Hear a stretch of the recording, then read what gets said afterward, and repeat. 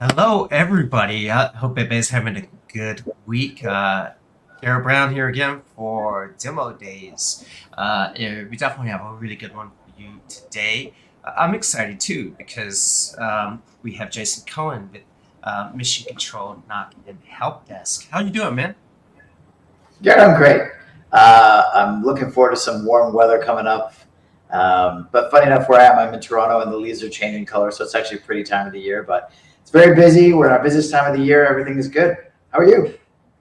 Yeah, man, I'm doing. It's like I said, it's very busy, especially going toward the end of the year. It's people are wrapping things up, and it's very busy. So um, that's good. I always look forward to the end of the year. Get that break after just want to do a quick sprint.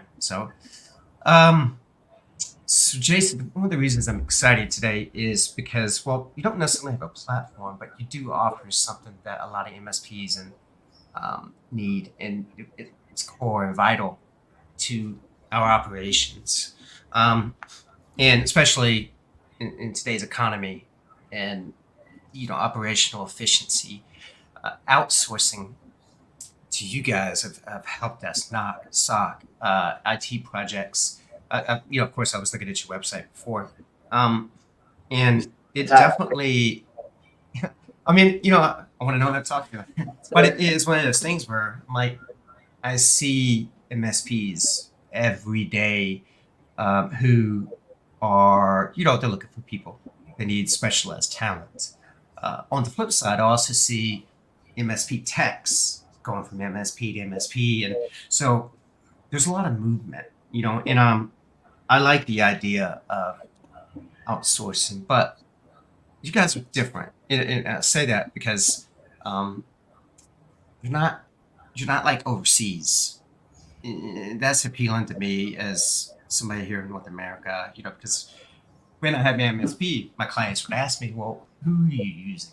Can they see their data, things like that. So um, that's why I'm excited today because, from when I was at, there's been a lot of evolution in the way the services are delivered between the MSP and vendors and services. So um, tell me about yourself. Tell me about Mission Control, and yeah, I'd like to learn a little more. I mean, the fundamental way that Mission Control started, we were an MSP quite a long time ago, or at least I ran an MSP at that time. We wanted outsourced help desk and NOC services for the same reason that MSPs do today. And the various players and vendors at that time, we had tried all of them. They were very restrictive. They were very expensive. They were very complicated, or just not delivering a service level that we wanted. And so eventually it came to either do it for ourselves, or look somewhere else, or look for a different way of doing business. But we knew that we had clients that needed 24/7 support, and we knew we didn't want to be staffing overnight to do it, generally speaking, and have our people that are working during the day be exhausted. And Mission Control is kind of what came out of it. We just kept seeing a demand more and more and more for MSPs that had those same needs. And it's no different today. I think the only thing that's different today is you've got the work from home complexity, which makes it more challenging. You have more technology, which makes it more challenging. You have more expenses that make it more challenging. And you have people that are incredibly difficult to staff for and keep and train and. So I think the need for outsourcing technical staff is technical resources, and good technical resources that you don't have to really train and go through the whole hiring process, is really in higher demand than ever.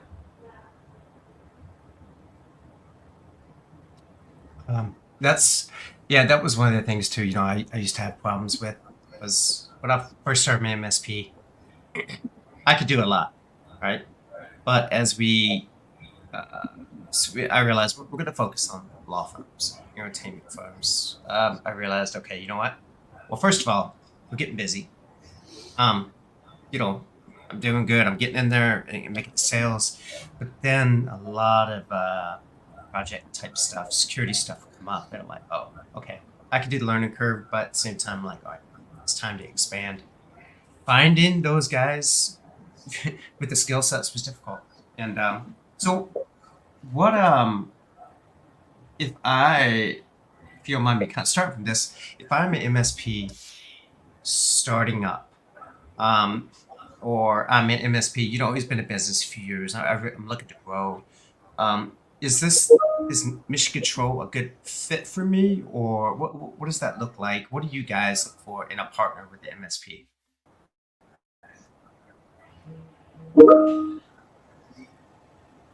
Yeah, we have a bunch of partners that are really 1 to 2 person owner operator types businesses. We have a bunch of partners that are actually quite larger.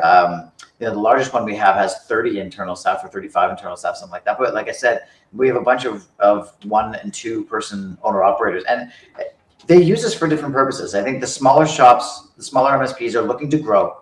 They're having the same staffing difficulty. They still might have the 24/7 requirement. And we really do help them grow and scale without that hiring component, right? Our help desk services are helping their end users. Our NOC services are watching their clients' servers and network appliances, and we're helping them do projects. So there's even just answering the phone calls, right? There's so many things that we can do. So for a small business to try to hire that many people becomes very expensive and difficult to do.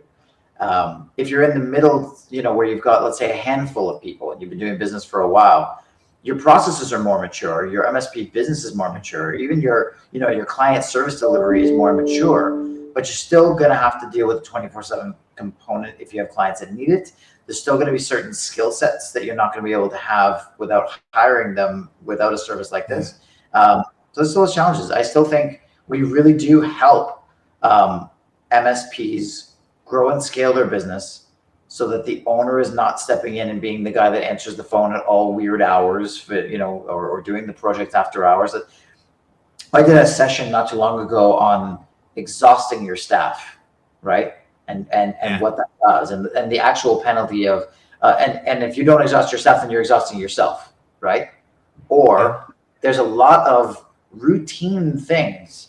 And I mean, we've got a lot of senior level people, but there's a lot of even routine things like doing restore tests, server proactive maintenance checks, all kinds of issues that come up overnight. Even just patching, if it needs to be done manually, that to have your own internal team do it, or to do it yourself as an MSP business owner, that's crazy to me.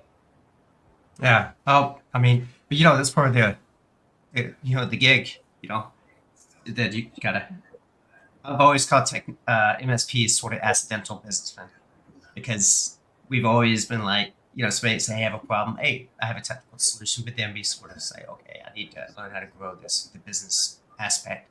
This is exactly, something that's really good, because part of that is securing those people. What, just for everybody who's out there watching, we're live on LinkedIn and YouTube. If you have any questions for Jason or comments, feel free to post something, and we'll see if we can post on here after the fact, after we're done today. If you do have any questions or comments, just still drop them in. Mention Jason or anybody else in his team, and Joe, I can get you guys connected. So Jason, one of the kind of, I was asking about the beginning of the MSP, and somebody who's a little more, bigger, more mature. Integrations. I've already been looking PSAs, RMMs, and what does that look like? The reality of like, okay, maybe I'm using ConnectWise, whoever. With your integrations, do you guys plug into all of my integrations, or can I just, you have your own stuff, or what does that look like? Because if I'm already offering a service to my clients, what's important to me is make sure they're cool. There's no like disruption in their world. So I'm fascinated, because I see you have a lot of you talk a lot about integrations. So how does that work? Yeah, the integrations are key, and I think they're one of the things that really they allow us to stand apart and separate ourselves, because it's truly game changing when the end customer's experience doesn't change, or at least doesn't change very much, right? They're used to sending in tickets their normal way, and they're used to receiving communication their normal way, and that needs to stay the same. And at the same time, the MSP needs to have visibility over everything that we're doing, right? And that visibility allows them to make better business decisions. So the integration to the PSAs is an example. It's a real-time integration. They see everything that we do as we do it in their own tickets, in their own queues or boards, in their own PSAs as the work is done. They'll see the time entries, notes, status changes, everything about it. We're able to separate internal notes versus notes that a client would see versus time entries. We're able to work with certain customized, if they've got customized statuses or customized priorities or custom queues or boards. The integration is non-intrusive. So we use what the MSP already has, which is really what the client is already used to. And that way everybody gets a full and familiar experience. Okay. I mean, that makes a lot of sense, because that would be one thing I would worry about, like, oh, we're going to be this big shift, but to sort of seamlessly come into my existing environment is nice. Yeah. I mean, if you think about the analytics that come out of stuff like that, like we provide all kinds of reports from our side, but even without our stuff, because let's say our time entries are being entered in the MSP's own tickets in their own ticketing system, and it's done by a resource that is specifically for us, they can query whatever they'd ever want to query. They know how we're doing.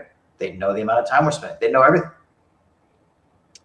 So you offer NOC, HelpDesk, IT dispatch. I had a question about that. I think I get, but I guess it's one of those things where people call in. Like we used a call-in service a long time ago, and they routed.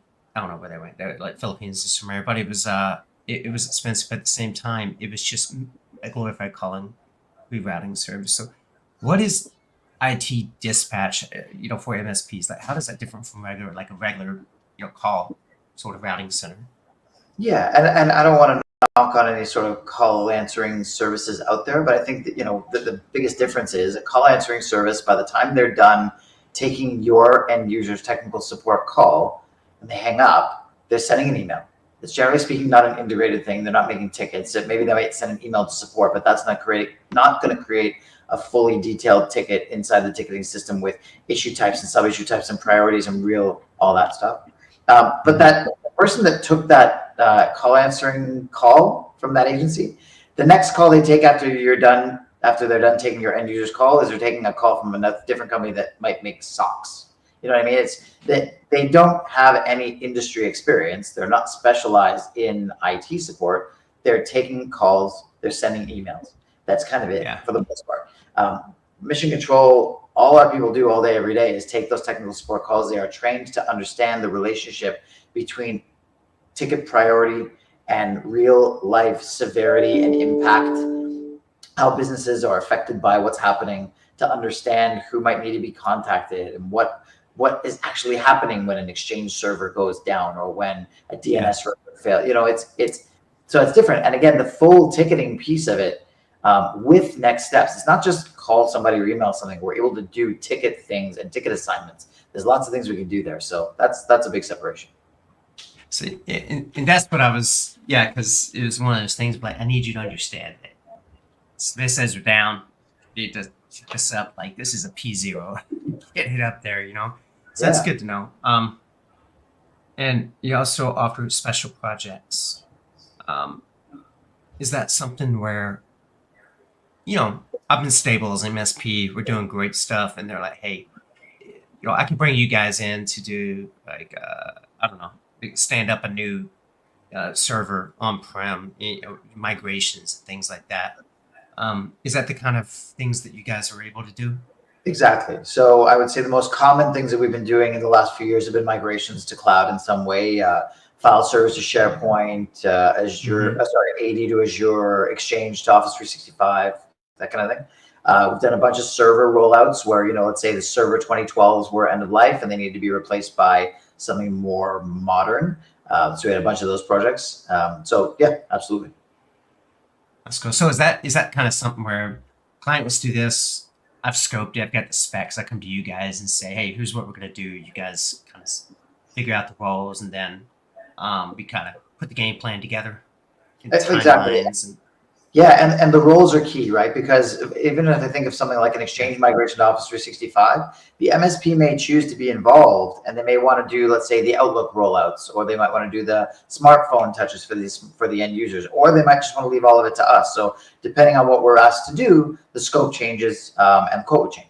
But one thing about projects is we almost always flat rate price our projects, which is again very different. MSPs are used to an hourly rate and just kind of go. But if you're an MSP and you're reselling that puts you in a bit of an uncomfortable situation. I'd much rather give you a flat fee. You take your price from us, add in your costs, expenses, profit margins, and then go to your customer with your proposal, but know that your markup is good. So that's why we flat rate them. Well, that's cool. You don't hear that very often, right? But but I know it's one of those things. It's like, hey, we've thought this through, and here's what we're gonna do. So it's easy. Nobody has surprises, because I've seen project hour overages like go crazy before, and kind of sitting there as the owner with like, I have no more margin. So I understand that. And one of the things that really caught my eye is the SOC service that you guys have, and tell me about that, because there's so many the layers of security. Like what's going on after hours, like during how do you guys work? Yeah, man, tell me about it. And it's just getting busier and bigger. By the way, don't forget to share the screen ahead. So the SOC. So for us, we don't offer SOC. We do offer a SOC remediation service. So think about it like this: an RMM is going to do detection of all sorts of health monitoring things for servers, computers, whatever, and they're going to make a ticket, and somebody's got to service it. A SOC is going to detect cybersecurity related things. 99% of the time, it's not urgent. They're going to make a ticket for someone to do. It's no different. 1% of the time, it's actually critical. They're going to isolate the device or service so they can't do any more damage. They're going to call an escalation tree of some sort, and they're going to make a ticket that somebody still has to do something about. So to us, it's no different. It's just a different skill set, but it's the same technical remediation. So our SOC remediation, we call it the crew, CRU. That's our cyber response unit. So our crew will remediate cybersecurity events, mostly coming from a SOC tool or cybersecurity tool in that respect. That's what it's for. So is that something where if I have my own, say I use, I don't know, Managed Bitdefender or anything like that, what services would you be able to provide some of your own services, or do I need to already have that stood up? You would have them. And again, just like an RMM, you're going to choose the cybersecurity tools that your MSP wants. We're really an extension. And to everyone listening, by the way, Garrett, don't forget to share that screen, right? The screen that we had. So, is that showing? I'm sorry. I thought it was sorry. No, you're good. To everyone listening, the whole purpose of Mission Control is to be a white label technical extension of your technical team in servicing your clientele. When I say white label, meaning we act as you, we work on behalf of you, everything we do is you. Nobody would ever know the name Mission Control except for you. The whole idea is that we're doing things on your behalf. If you're going to choose a tool for your business, an RMM or a SOC tool or whatever it is, you're choosing that because it's good for your business. We're going to work with the things you already have. And in that case, we're going to do the remediation of the tools you've already acquired and put into your practice. So you would have to have the tools, but that's a good thing that you chose your tools. So kind of going back to, the help desk aspect, because help desk is massive. So you guys will basically, something comes in, you'll help with password resets. Just a lot of the things that can be done quickly, and maybe some more complicated stuff where maybe some has to come to me. But is that about what you guys do in terms of like the help desk? Sure. So, I mean, help desk, again, being white label. So if we're the ones that are answering the calls, if we're the one answering the chats, or if you're just an MSP that's sending us tickets, our job can be end user facing, or it cannot be end user facing. You get to decide. And it really depends on the types of tickets you send us, right? If it's interacting with your end users, then obviously we're going to be client facing. If not, then not. Don't worry, you don't have to show this the whole time. It's okay. I just wanted to, but for a password reset, that's your simplest example. But surely, when somebody has a ticket for a password reset or call in, we're the ones that will do that for you. We're just going to work it as an extension of your team as if it was your own people. Yes. Yeah, it's good because it's like, today there's a lot of stuff on the phone, and somebody on help desk it's easy, just pick it up, try to respond to somebody, but it's nice to know that even after hours, you have somebody that's actively on. You don't have to attend to it. But so I'll tell you one here because my experience when, like I said, we support a lot of law firms and some entertainment firms. So we always had sort of like the CEO or the head of the firm, the extremely important people. I would always have something to make sure that if they came through, pay attention to them first, Yeah. because they're the ones that if they're unhappy. I don't care. The rest of the company will be happy. If they're unhappy, you're looking at a conversation about if they're gonna put their budget towards you. Can we do something like that to where, like, say, listen, these guys, when they come through, we need to make sure they get extra special attention, but they're happy. Are we able to do something like that with you guys? Well, so I mean, now we're talking about process in the way that can you hear me okay? I had a little blip. Can you hear me? Yeah, you broke up and froze for a second. I just heard you also. So. Yeah. Okay. Well, as long as you can hear me. By the way, if you want to turn off the screen share for now, just so everybody can see us again, but we'll turn it back on afterwards. So you're talking about help desk process, right? Like, so one of the things that we're very, very proud of is our triage process. And I don't think that's a mission control triage process so much as it should be an MSP triage process. But like, we've got it set up where an MSP can indicate who the VIPs are at each one of their customers. And our system, when it knows who a VIP is, as soon as they're the ones calling or they're the contact on the ticket, it brings up their priority as if it was a critical ticket. If we're on the phone with them, we are going to put that call directly through to a technician once the ticket is made, because we know they're a VIP. And we know that there's somebody that the MSP is going to want to take extra special care of. So that's more of a process in the triage than anything else. But absolutely, we have to do stuff like that. I don't think that's any less important than categorizing a ticket priority as critical if it was, or some of the other things that we do. One of the things I think that we're also really excellent at doing is making sure that we classify a ticket for a certain skill level. Because one of the things that we do, again, that separates us apart is we don't give all of our tickets to a junior guy or a junior person. That's not a good idea. If it's something more senior, that person is going to waste a lot of time. They're going to fumble around. They're going to get nowhere. And all that does is waste everyone's time and get, not just drive the cost up, but it gets people upset. We set technical skill level requirements so that my technician, if it's an intermediate skill level ticket, only an intermediate or a senior level tech can get it. Right. And so we do a lot of those finer tuned processes to make sure that things are more efficient, better, faster, and more first touch resolutions than you'd ever have.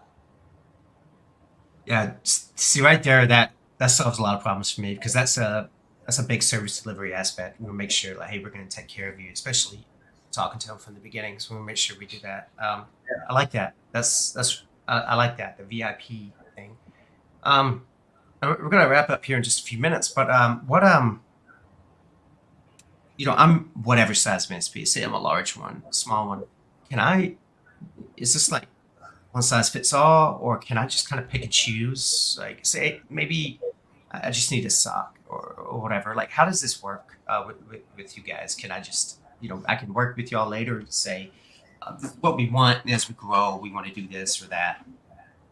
Yeah, I think it's, again, one of the biggest things that sets us apart is, unlike you have to onboard all your clients, or you have to onboard everything, or you have to do, we're just not like that. Everything that we did as a pick and choose model, and we did that because MSPs do things in different ways, and you're never going to get a one size fits all. It's impossible.